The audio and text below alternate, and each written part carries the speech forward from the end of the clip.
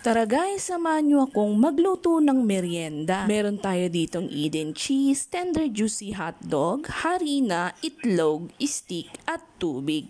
Tara, simulan na natin guys. Hinati-hati ko nga lang pala ang hotdog sa 3 piraso. Pero syempre, pinagsabay-sabay ko na sila para mas mabilis. At pagkatapos ko nga niyang mahiwa sa 3 piraso, iniwa ko naman ang keso sa pa-cubes. O yan guys, madali lang yan. Itutuhog kasi natin yan kasama ng hotdog sa dulo nito. Ewan ko ba, parang masarap kasi napanood kong corn dog. Yes guys, tama ang narinig nyo, corn dog ito. Oo nga pala guys, bago nyo itusok to sa stick mamaya, siguraduhin nyong dahan-dahan kasi ito ay nabibiak. Ganyan lang siya guys. Simulan na nating ilagay ang hotdog sa stick. Dahan-dahan lang guys ha, para hindi tayo matusok. Oo nga pala, hinati ko rin ang isang stick sa padalawa. Kasi nga naman, meron akong mga bata para mas enjoy nilang kumain kung maliliit. O diba? Mas cute kasing tingnan at nakakaingan yung kainin at higit sa lahat mas madaling iluto kung ganyan lang siya kaliliit. O diba? Ganda. At pagkatapos nga pala niyan, gumawa rin pala ako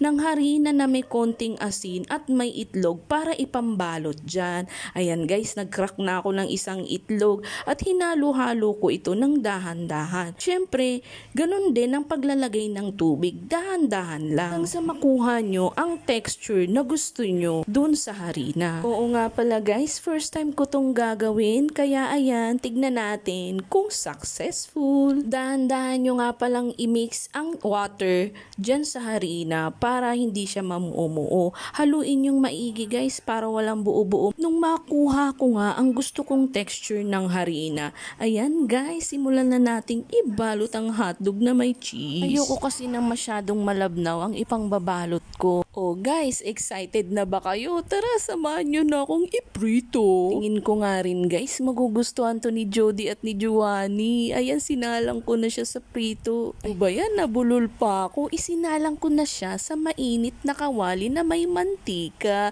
Ayan guys, ang resulta. Tcharan! Hindi ko na nga pala siya inayos dahil sobrang init ng kawali. Ginanyang-ganyan ko na lang siya. Pagtyagaan nyo na.